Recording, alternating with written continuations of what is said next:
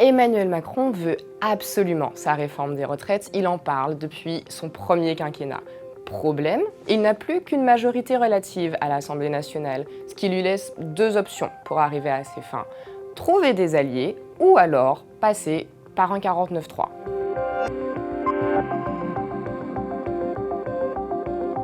Le 49-3 permet de faire passer des textes sans le vote du Parlement. Vous savez, monsieur le député, que le 49.3, c'est vrai, parfois, est utilisé comme un instrument qui permet de faire passer un texte lorsque sa propre majorité pourrait être regardée comme relative ou fragile. C'est un outil constitutionnel très encadré. Il peut être utilisé pour les textes non budgétaires une seule fois par session parlementaire, c'est-à-dire entre début octobre et fin juin. Pour les textes budgétaires, le 49.3 peut être dégainé à volonté. Les textes budgétaires, vous les connaissez sous la forme d'acronymes.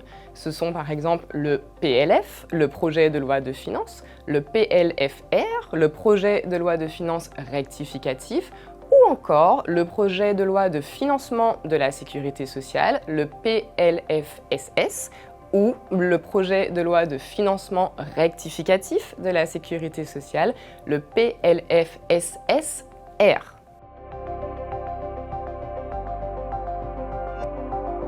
L'Assemblée nationale a quand même un moyen de répondre au 49.3. C'est la fameuse motion de censure qui peut permettre de faire tomber un gouvernement. Pour être déposée, il faut 58 signatures de députés. Ensuite, elle est soumise à discussion, puis au vote. Pour être adoptée, il faut au moins 289 votes pour, soit la majorité de l'Assemblée nationale. Si elle est adoptée, la Première ministre Elisabeth Borne doit remettre sa démission à Emmanuel Macron. Ce scénario ne s'est produit qu'une seule fois. En octobre 1962, le gouvernement Pompidou est renversé par une motion de censure. Charles de Gaulle prend acte de la démission de son Premier ministre et prononce dans la foulée la dissolution.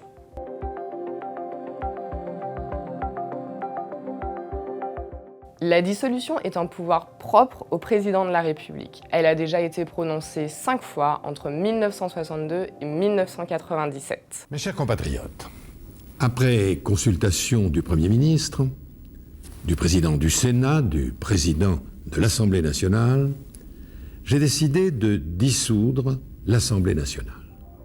Aujourd'hui, Emmanuel Macron n'exclut pas d'y avoir recours en cas de blocage sur la réforme des retraites à l'Assemblée nationale. Si toutes les oppositions se coalisaient pour adopter une motion de censure et faire tomber le gouvernement, ils s'en remettraient aux Français.